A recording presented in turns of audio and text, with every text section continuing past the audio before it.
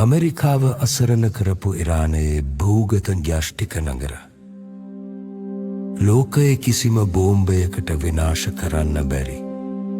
මේ අද්භූත බලකොටුව ඇතුලේ ඇත්තටම වෙන්නේ මොකක්ද?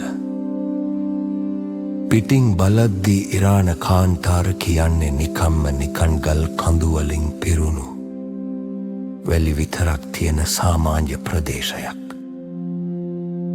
හැබැයි මේ නිහඬ කන්දක් ඇතුලේ පොළොවෙන් මීටර් 80ක් 90ක් යටින් ඩොලර් බිලියන 100කට අධික වියදමකින් හදපු අතිදැවැන්ත රහසිගත භූගත නගරයක් තියෙනවා කිව්වොත් ඔයා විශ්වාස කරනවාද?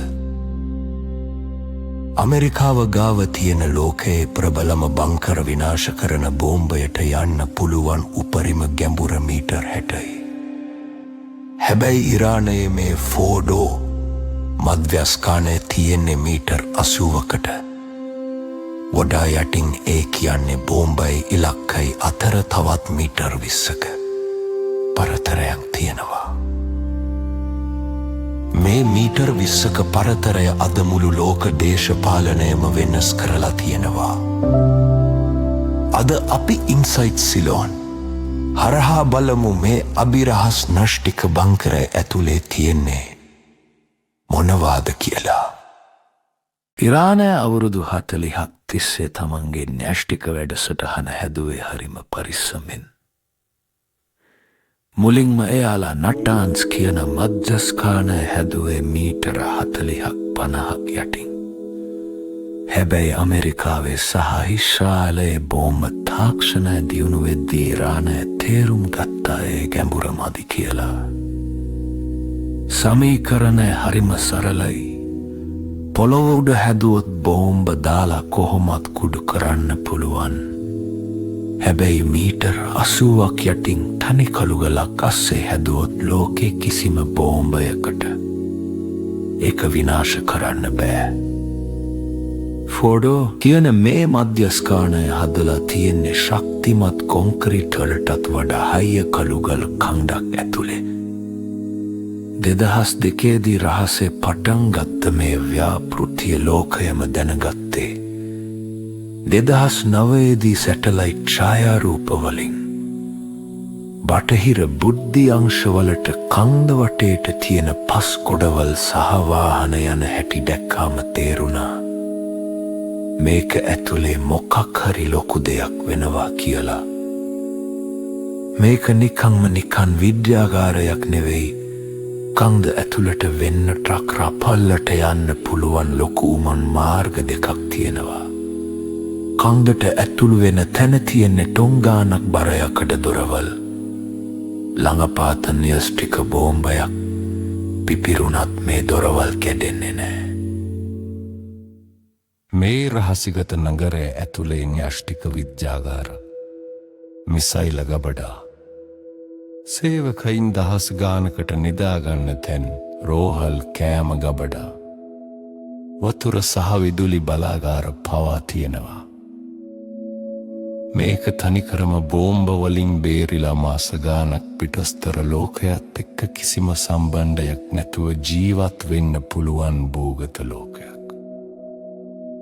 ප්‍රධානම දේ තමයි සෙන්ට්‍රිෆියුජ් අන්දර. මේ වගෙන් කරන්නේ යුරේනියම් ගෑස් අතිශය වේගයෙන් කරකවලා බෝම්බ හදන්න ඕන කරන සැහැල්ලු U-235 අංශුවෙන් කරගන්න එක.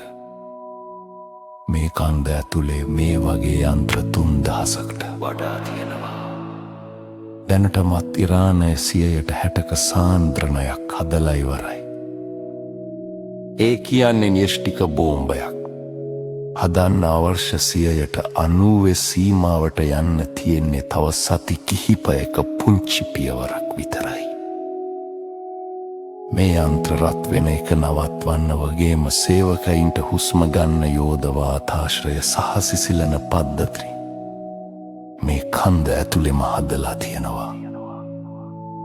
ඒ වගේම EMP ප්‍රහාරයකින් වුණත් බේරෙන්න පුළුවන් විදිහට මේකේ ඉලෙක්ට්‍රොනික පද්ධති හදලා තියෙනවා. ඉරානය ඇයි මේ තරම් සල්ලි කන්දරාවක් වියදම් කරලා. තමන්ගේ රටේ සම්පත් මේ වගේ කළුගල් කඳු අස්සේ හංගන්නේ. ඒකට ප්‍රධානම හේතුව තමයි 2001 සහ 2003 අවුරුදු වලදී ඇමරිකාව ඇෆ්ගනිස්තානය සහ ඉරාකය ආක්‍රමණය කරපු විදිය. ඉරානය තේරුම් ගත්තා තමන්ගේ රටේ ආරක්ෂාව තියෙන්නේ තමන්ගේ මාතේ කියලා. අද වෙද්දී ඉරානය මේ භූගත නගර හඳුන්වන්නේ ඉරානයේ රක්ෂණ සහතිකය විදිහටයි. මේක නිකන්ම බංකරයක් නෙවෙයි. මේක ලෝක දේශපාලන බලතුලනය වෙනස් කරපු ලොකු ගේම් එකක්. ඉරානය මේ කඳු අස්සේ හැංගිලා ඉදන් ඇමරිකාවට පණිවිඩයක් දෙනවා. උඹලට පුළුවන් නම් අපේ මේ කළුගල් පවුර බිඳලා පෙන්වපන් කියලා. මේ අභියෝගය තමයි අද මුළු මැද පෙරදිගම යුදගිනි දැල් අවුලවන්න ප්‍රධානම හේතුව වෙලා තියෙන්නේ. ඇමරිකාවට සහ ඉස්රායලට මේ කඳු අස්සට බෝම්බ දාන්න බැරි වුණාට ඔවුන් වෙනත් ක්‍රමයක් පාවිච්චි කළා. 2010 කාලේදී ස්ටක්ස්නෙට් කියන පරිගණක වෛරසය හරහා ඔවුන් ඉරානයේ සෙන්ට්‍රිෆියුජ් යන්ත්‍ර දහසක් විතර පිස්සුවෙන් වගේ කරකවලා කුඩු පට්ටම් කරලා දැම්මා. හැබැයි මේකෙන් වුණේ ඉරානය තවත් බය වෙලා මීටත් වඩා අතිනවීන යන්ත්‍ර හදලා වැඩසටහන තවත් ගැඹුරට අරන් ගියපු එක විතරයි. ඇමරිකාව හදපු ඊළඟ විසඳුම තමයි GBU-57 බෝම්බය. මේකෙන් කොන්ක්‍රීට් මීටර් 60ක් විනිවිද යන්න පුළුවන්. 2025 සහ 2026 වසර වලදී ඇමරිකාව දැවැන්ත ප්‍රහාර එල්ල කළා. හැබැයි සැටලයිට් පින්තූර වලින් පේන්නේ ෆෝඩෝ මධ්‍යස්ථානයේ තියෙන කන්දට කිසිම සීරීමක්වත් වෙලා නෑ කියලා. අවසාන වශයෙන් ගත්තොත් ඇමරිකාවට කඳු කුඩු කරන්න බෝම්බ හදන්න පුළුවන්. හැබැයි අවුරුදු 40ක් තිස්සේ ඉරාන විද්‍යයි යයින්ගේ මොලේ තියෙන දැනුම බෝම්බ දාලා විනාශ කරන්න බෑ.